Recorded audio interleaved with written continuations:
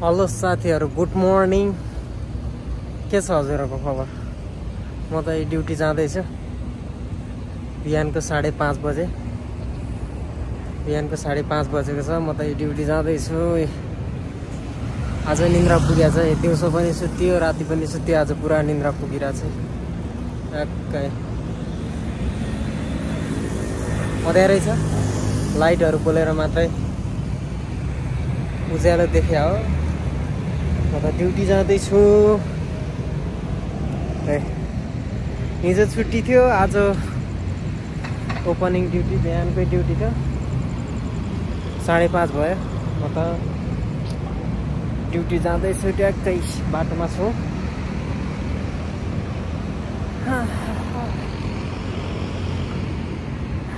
साढे 5 बजे नै ड्युटी जानुपर्छ। माथि ट्रेन कुदिरहेछ।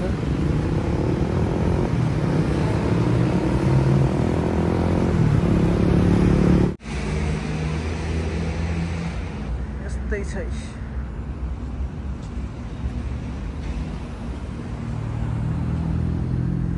केएलसीसीमा हल्का देखिरहेछ। आज पुरै लाइट बोलिरहेछ नि केएलसीसीमा। यस्तै छ साथीहरु, के गर्ने। बिहानै ड्युटी जानुपर्छ, फेरि भरे बेलुका छिटै आउनुपर्छ।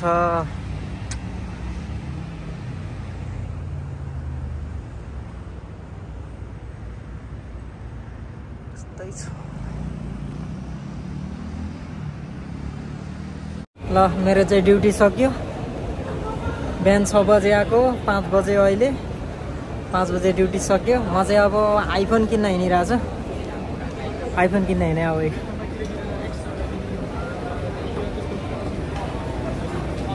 आइफोन किन्न हिँडिरहेको छु।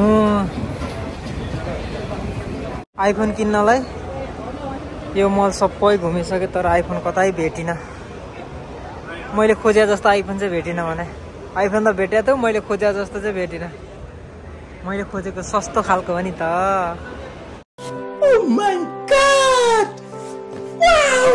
आइफोन किन्नलाई घुम्दा घुम्दा म त थाके हो। आफूले भने जस्तो आइफोन पनि भेटिएन। आफूले भने जस्तो आइफोन भेट्यो भने पैसा धेरै, आफूसँग पैसा थिएन। गाह्रो भयो त। के गर अब नोकिया फोन लिएर जानुपर्छ होला।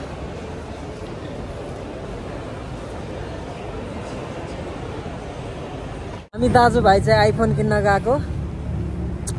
आइफोनको रेट सुनेर म त ढले ढले ढले ढले ढले ढले भएर ढले ढले भनेर फर्केर आएको हामी। अब आइफोन लिएर आएँ मैले। यहाँ देखाउनु न क्यामेरा प्रो म्याक्स धक्का लाएर। गाह्रो पर्यो हो आइफोन किन्न भनेर। 2 घन्टा घुम्यो। आइफोन नलिकन आएको, के गर्ने। पैसा पुगेन हो, पैसा पुगेन। यसो कसैले चन्दा सन्काल गरिदिन्न, डोनेसन गरिदिन्न मलाई। पैसा पुगेन। अब अर्को महिना किन्ने गाह्रो छ होइन भाइ? अर्को महिना किन्ने होइन? कहिले किन्ने? अब नकिन्ने। नकिन्ने? केएलसीसी आउने गरी फोटो खिच्न मन छैन? केएलसीसी आउने गरी फोटो खिच्न मन छैन भने 5 रुपियाँ तिर्दै खिच्ने। यो त माछा बोलेका बोले। हामी चाहिँ अब रुम हिँडेको। आइफोन किनिएन। अब 1-2 महिनापछि किन्नु पर्ला। पैसा सङ्कलन गरेर चन्दा मागेर हुन्छ कि चोरेर हुन्छ कि होइन? आइफोन त किन्ने हो। ल, अब चाहिँ अहिले हामी रुम जाँदैछौँ। यस्तै हो। 5 बजे ड्युटी सकेको, 6:30 भयो। अब रुम फर्केको। आइफोन पनि किन्न सकिएन।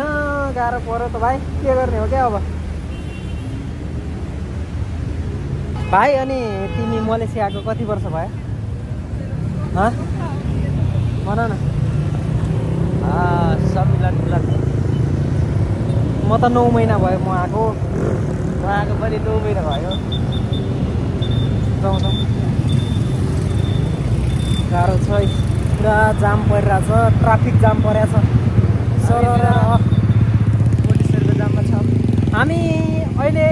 कोटेश्वरको जाममा छौँ हामी कोटेश्वरको जाममा छौँ।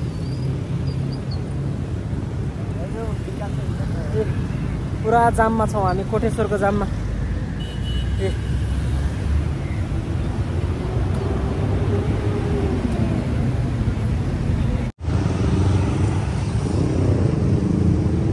आजको मौसम एकदमै यस्तो छ। राधे राधेको घर देखाउने कस्तो भएछ। केपी सरकार आएसँगै राधे राधे घर यस्तो भएको छ। केपी सरकार आएकोदेखि राधे राधेको घर यस्तो भएको छ। त्यो राधे राधेको बिल्डिङ यस्तो भइरहेछ केपी सरकार आएकोदेखि। बधाई छ केपी सरकारलाई।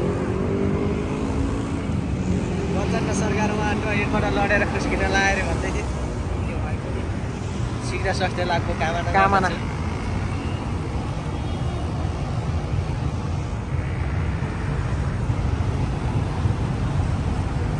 अनि कस्तो लागिरहेछ क्या भाइ तिमीलाई मलेसियाको बसाइ, मलेसियाको कमाइ यसो जानकारी पाऊँ न। भर्खर नेपालबाट आउँदै गरेका दाजुभाइहरूलाई यसो जानकारी दिनु पर्यो नि त। कस्तो लागिरहेछ? केही सल्लाह सुझाव भए यसो मेरो च्यानल मार्फत छाडिदिउँ दाजुभाइलाई। के छ? केही छैन। जाम खुलेछ जम। ओके भाइ तिमी भन्छौ नि होइन, मान्छेहरूले भन्छ नि म त 20 वर्ष पुगे 60 वर्ष कसरी काट्नुभयो बुवा मम्मी भन्छ नि। भाइ तिमी 1 वर्ष 9 महिना भयो होइन भाइ, म त 9 महिनामा थाकेँ भन्छ नि। मेरो 9 वर्ष भयो, मलाई कस्तो भयो होला क्या। यो अब सबैको एउटै हुँदैन नि त होइन, सबैको एउटै हुन्छ त। सबैको सोध्न सक्ने स्थिति एउटै हुँदैन, सबैको भोगाइ एउटै हुँदैन होइन।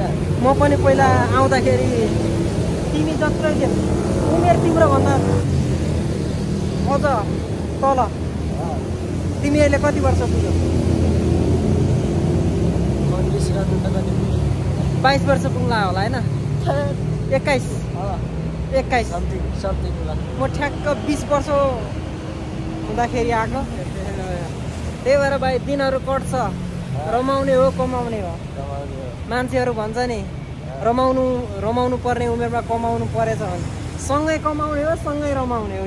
यात्रा नै हो जिन्दगी। कमाउने पनि हो रमाउने पनि हो। अब के गर्नु त। अब त्यो बोल्दाखेरि भन्दाखेरि राम्रो सुनिन्छ दाइ यो शब्द, तर अलिक भोग्दै जाँदा त कस्तो तितो तितो लाग्छ हो। यस्तै हो भाइ है। नगरी खानु नमरी जानु भने जस्तै। हामी चाहिँ रुम पुग्न लाग्यौँ दाजुभाइ। यस्तै गाह्रो छ।